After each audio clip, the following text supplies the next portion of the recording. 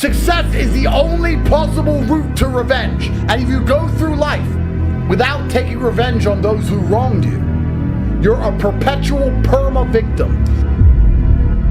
Success is the cure-all revenge to everything. You know that ex who really upset you, who broke your heart, and she has a new man now and she seems happy? She wouldn't be happy if you got a lot richer. If you got a bunch richer after you broke up, in better shape and famous. If she saw you and goes, wow, he didn't have a six-pack and arms like that when I was with him. He didn't drive a car like that when I was with him. Look at him now. I really wish I didn't leave him and go with this other guy. I wish I stayed with him. Before you know it, she'd hate her current husband and want you back. Success is the best revenge. It's the best revenge on your school teachers who didn't believe in you. It's the best revenge on your boss who used to boss you around. It's the best revenge on all those women who don't reply to you anymore. It's the revenge on everyone. It's the cure-all, the silver bullet. The only thing you have to focus on is winning. If you win everything. You don't have to play all these little games. You don't have to try and get your ex back or upset her or be petty or send her stupid messages. You need to get rich. Then all of the work is done. I automatically win in every scenario because of how successful I am. If I break up with a woman, I win. I win because she will never get another me. Look at all the people who were laughing, running accounts, lying about us when you were in prison, thought this was your downfall. All the people who make documentaries, the rise and fall of Andrew Tate. Do you remember this?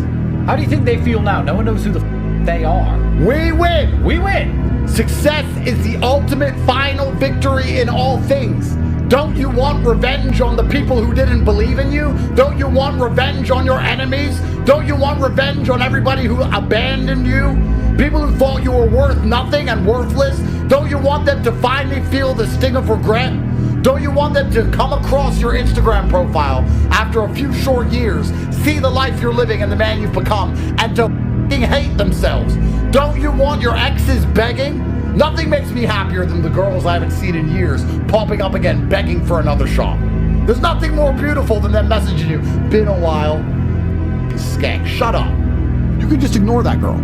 That girl who broke your heart or cheated on you, just ignore her. You're on your ascent. She is likely on her descent. She likely has no intention of improving herself, no intention of becoming better looking. Time is against her. You're going to continue your ascent, and she's going to have to watch you for the rest of her life be the man that she could have been with that she's no longer good enough for. And it's the same with also men. There's men who want to be your friends right now, who wanted to be your friend, and they did something wrong to you. And if you're on the right path doing the right things, karma, God, the universe, whatever you want to call it, is going to teach them a lesson for simply failing to be a good person to you while they had the chance. That's the revenge, gentlemen. If you're not out here becoming successful to get revenge on the people who didn't believe on you, you're a perma-victim who is nothing but a prey for predators. Are you going to live 70 long years with nobody who ever wrongs you regretting that decision? You're going to be 70 years old and everybody who ever treated you badly is going to be glad they did, because they're going to think of you as a scumbag. They're going to think, I'm glad I don't talk to him anymore. I'm glad I left that guy. I'm glad I never believed in him. And they're going to be right. And you don't have motivation to go try, so they feel some regret. You want to just be the laughing stock of everybody who's ever interacted with you ever, and you lack motivation somehow? You don't have a six-pack, big arms, a bunch of money, a Lambo. You have none of those things, and all the people who ever said you were a loser were right? Imagine that. That's how you're going to live your life as a man? It is go time. It always has been. It always will be. It's perpetual. It's never ending. People are vengeful people. When you hear all these stupid stories of idiots or murdering their old friends, or people beating people up who owe them money, or people, attacking women who don't like them, people shooting up their school. This is a misdirected use of force. It is a misdirected use of force. The losers, and that's what they are, losers, who Andrew and I hate and do not condone. The losers who do things like shoot up their school. All right, now you're in prison for the rest of your life, or dead. You misdirected your anger. Because let me tell you something. You didn't like the football players who picked on you. You didn't like the women who rejected you.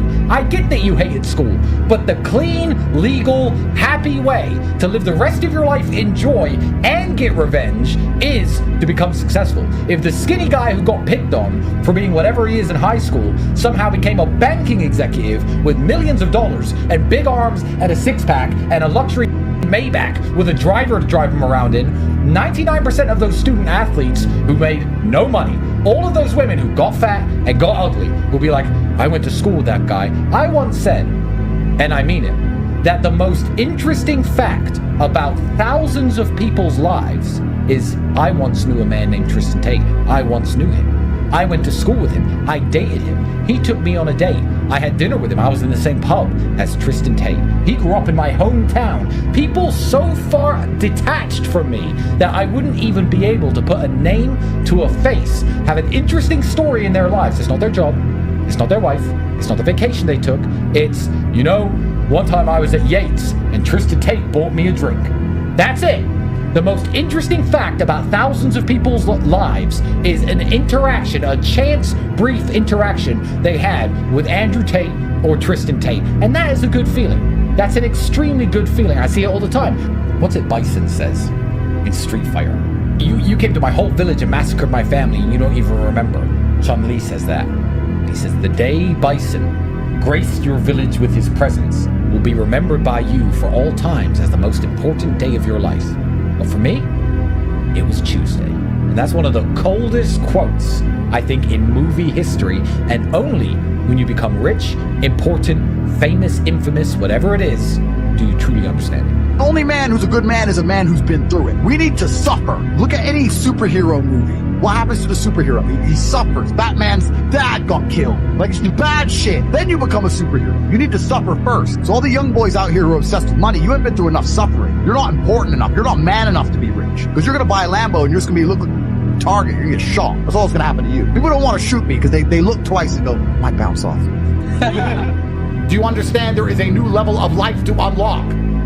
Do you understand that everybody who has ever wronged you is currently laughing at you? If you don't feel like going to the gym and you don't feel like joining the real world, you don't feel like making money, let me say this to you. Everybody who ever wronged you is currently laughing at you because you are not more successful than them. They were right. Everybody is laughing at you. Behind your back, you're a man. Have some dignity. Have some honor. Stand up.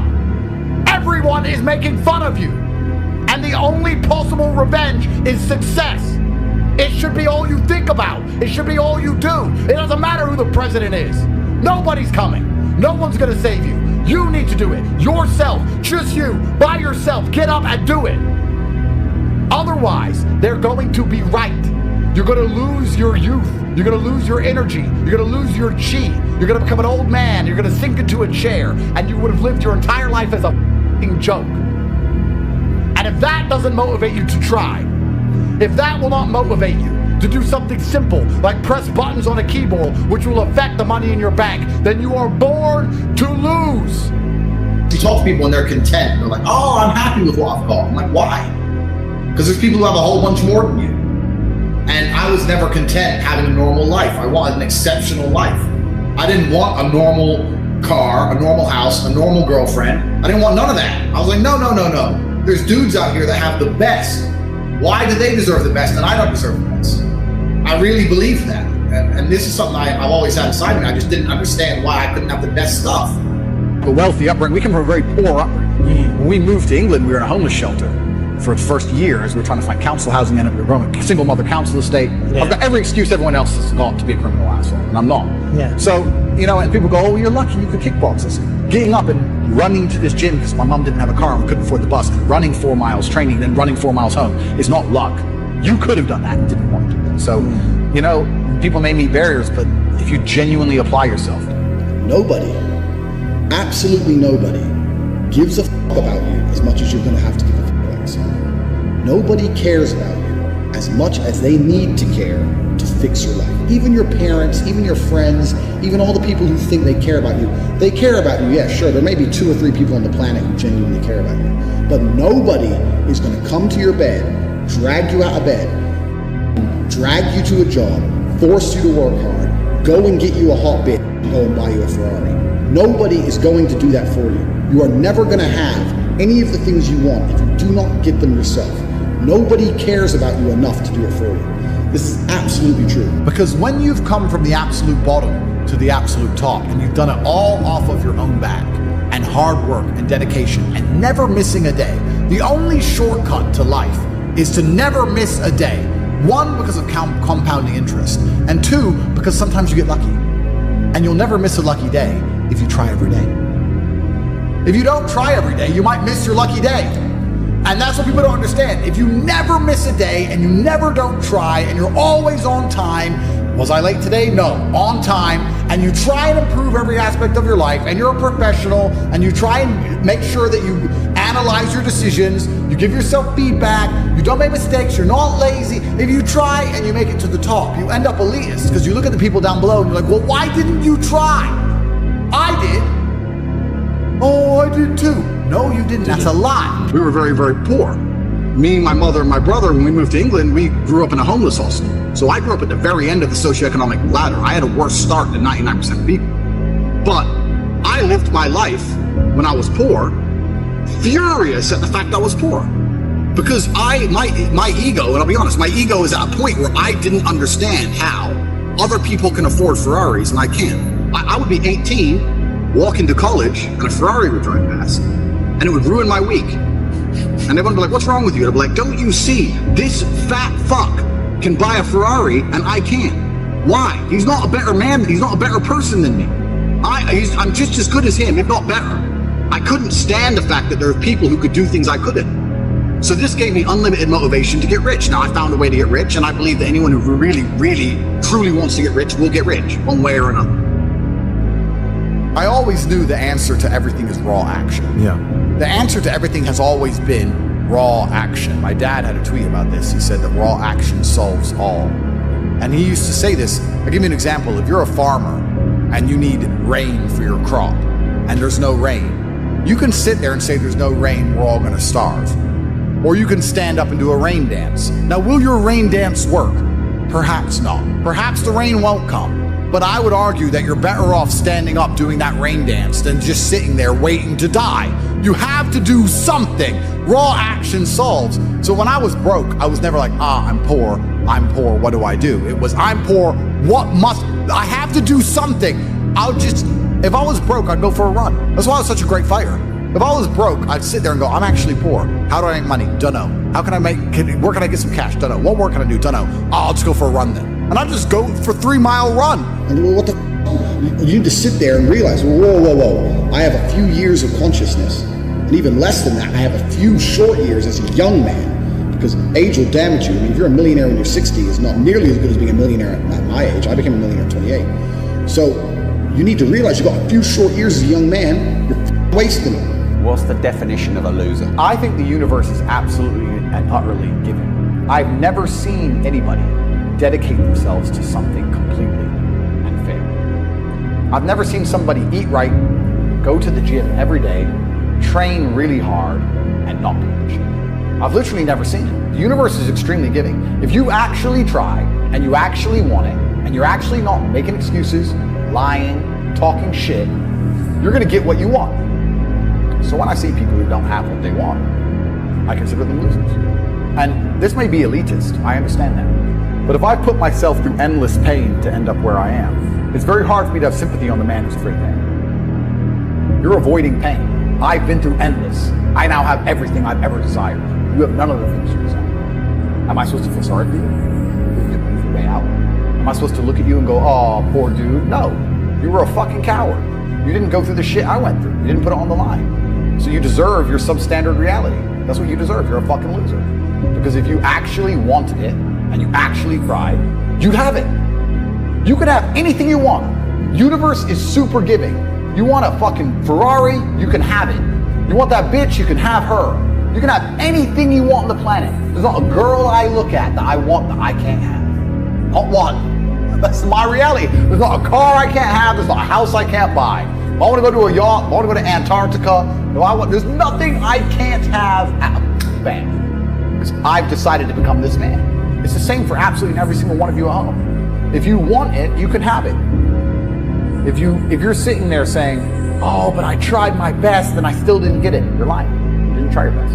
That is a fucking lie. The universe gives it to everybody who genuinely tries. So what's the main thing that you want to get across to the world? My main message is to resist the slave market. I think this all the time. To understand that every single thing you're being told has an agenda behind it, and you're being told it otherwise. to examine every strongly held belief you have, to try and identify where it comes from and why you have it. I sit and argue with people, I discuss things with people, and they so fervently believe a point. And I say, why do you believe that so much? Like, do you have personal experience? No, but I saw the news.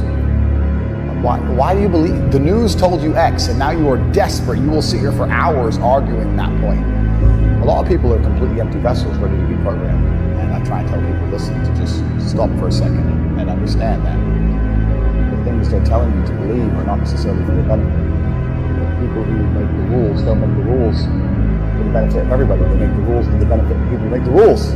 Yeah. Again. So telling people to resist a slave mind and just be critical thinkers, keep their brain open, pay attention to things, be perspicacious, that's the general theme. And it doesn't matter whether you're left, right, liberal, man, woman, etc. It's just think for yourself.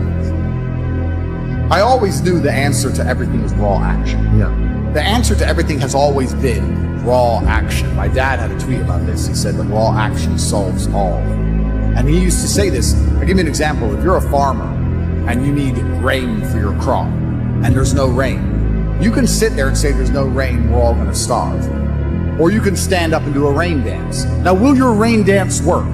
Perhaps not. Perhaps the rain won't come. But I would argue that you're better off standing up doing that rain dance than just sitting there waiting to die. You have to do something. Raw action solves. So when I was broke, I was never like, I'm poor, what do I do? It was, I'm poor, I have to do something. If I was broke, I'd go for a run. That's why I was such a great fighter. If I was broke, I'd sit there and go, I'm actually poor. How do I make money? Dunno. Where can I get some cash? Dunno. What work can I do? Dunno. I'll just go for a run then. And I'd just go for 3 mile run or go hit the punch bag and get better. This resonates so deeply, man. This is exactly what I did. That's exactly. You just have to say, well, I have to do something. I can't just sit still and die. A lot of people are happy to just sit still and die or jerk off and go to sleep and take a nap. Well, if that's what you want to do, then you can say a loser. That's fine. I'm glad there are losers, because if everyone had Lamborghinis, my Lamborghini wouldn't be fun to show off. I need you to look at it and feel the deep pain in your heart of regret and failure. That's the whole point of it. I need to drive my Bugatti and everyone be looking at it going, I'll never have one of those. And I can get all their energy and feel it all, and it makes me happy. Fantastic. So you can sit at home and do nothing. But when I was poor, I had to go for a run. I couldn't sit still or lift weights or do something. I couldn't even sleep. So raw action solves everything. I understood that at a young age. But as you get older, you get to look back and you get to put your whole story together, the whole tapestry together. I knew I wouldn't stay poor. Did I ever think I'd get this rich? Well, I never said I wouldn't, but did I ever think it would probably happen at this level? No, but it's amazing how the compounding interest of just endless raw action adds up. I've never had a lazy day. I've never skipped work, never missed an email, never had a day off, ever. You name if you were to go through the last 3 years of my life, you will see that there's never been a day where I wasn't doing what I was supposed to do. And it all just adds up, and then monumental success comes, and you get to laugh at everybody else, ha ha ha, and life's great.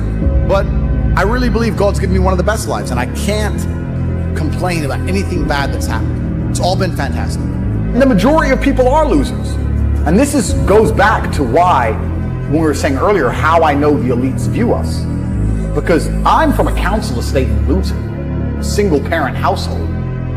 And I've only been rich 10 years or so. And I despise losers. So imagine you're a billionaire born into a family, a lineage which has controlled Earth for hundreds of years. Imagine how much they despise us. Do you think they give a fuck about putting a bullet in me? Do you think they're gonna have any sleep at night missed? Do you think they give a solitary fuck about you missing your fucking parents' funeral because of the common cold? They don't give a solitary shit. Why would they? Because I already know how I feel when I listen to losers complain. Because this is what happens at a certain level of competence and power. You just get to a point where you're like, I'm tired of hearing your fucking excuses. That's bullshit. And you become, to a degree, cold and psychopathic. It's true. That's what happens. And I get it all the time. I get thousands of emails a day. Everyone I grew up with, people I know, I get it all the time. They'll message me, hey man, just unlucky. You are not unlucky. You are a lazy fucking loser. You are not unlucky. You're breathing. You're lucky. The unlucky ones are gone. You're alive, and you are a lazy loser. So a loser is anybody who does not have everything they want at the drop of a hat. That's what I call a loser. Because I have absolutely everything I could ever possibly desire. If I wanted something that I couldn't have, I guarantee you, speak again in a few months. Interesting you say that, because I have this saying and nobody can understand. I say money's not real. People say, what do you mean money's not real? It's not real. Money's not real. It's numbers on the screen. It's not a real thing. And once you start putting systems in place that generate huge sums of money, and once you get to the point where money basically has no value, like I do, I can go buy a Ferrari today and my bank balance will look like it doesn't change. This money isn't real. It's just numbers. It's all fucking invented. It's printed from the sky. It's garbage. You just have to find a way to make people understand your value, and yeah, it can just appear from absolutely nowhere. And I went from completely broke to hundreds of millions of dollars. And I know what you're saying in regards to this other world, because there is a subsect to humanity. It's kind of strange. When I was broke, when I was on a council estate in Luton, I thought everyone was poor. And now that I have money, it kind of feels like everyone's rich. I go to buy a plane and they're like, no, sold out. Don't you fucking sold out of planes? I go to buy a Bugatti and they're like, sold out. I'm like, all the shit. Who are these people? Yeah, everyone's bought everything. Like, and it's crazy how many people out there have such ridiculous sums of money, truly ridiculous sums of money. There are so many rich people in the world, and it's kind of like your reality is based on, it's the Matrix, right? If you're broke, everyone's broke. If you're rich, everyone's rich. And a lot of people have this separation. I was lucky to live in both worlds, but a lot of people have this separation. A strong body is a strong mind.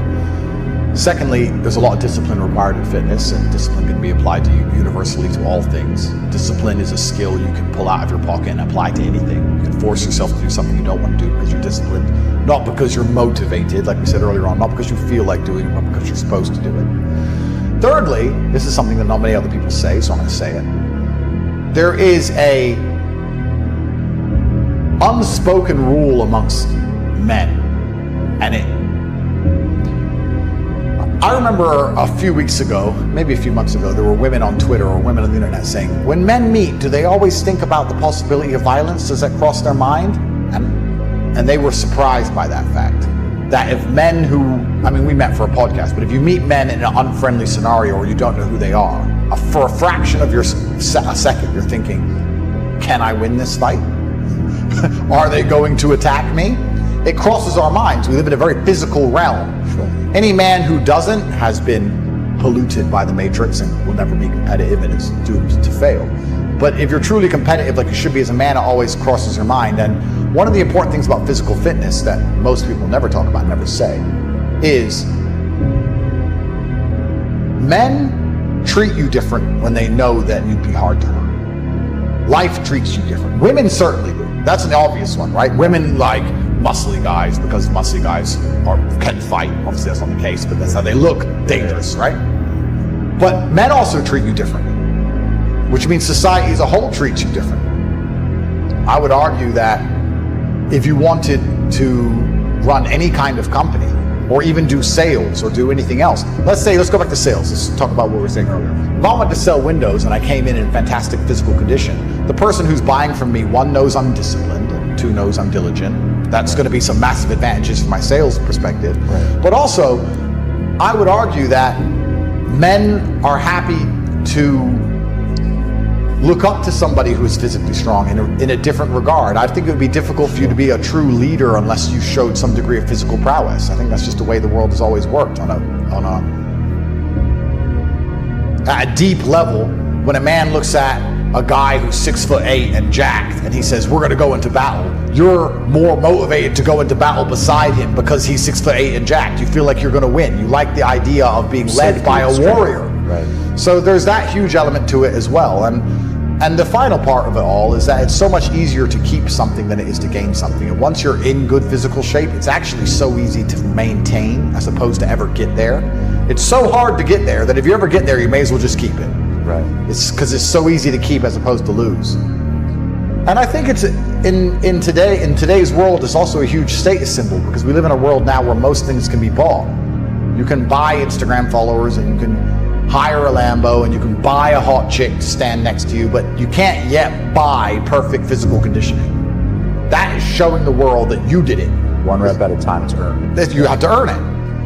And it's one of the few things left that has to be earned the hard way that you can't buy, which I think is also very important. We can also continue to answer this question because you're going to feel different. You feel different as a man when you know you can, and I'm a peaceful man, but when you know if things happened or if someone tried to hurt the woman next to you, you could destroy the man who's trying to do it. You feel different. There's an aura that people can smell. The woman can smell it. Predators can smell it. Maybe perhaps if I was built differently, I would have been treated differently in jail. But everybody looked at me and they knew who I was and they thought, that's messy. Not him. It's just how humans work, right? And it's just how the whole universe works. It's how the animal kingdom works. Even lions and tigers, as fearsome as they are, go for the weakest antelope. They don't want a hard fight. They just want to eat, right? Even mating partners. 100%. So society is the same. I'm sure there's scenarios in my life where I've walked down a street and I've been left alone. And the person who walked behind after me a few seconds later, because he wasn't built like I was the one who got mugged. I'm sure that's happened at some point in my life. But I'm the hard target. And I like feeling like the hard target. And I think that I approach life differently knowing I'm the hard target. I think you should go through life with respect. Yeah.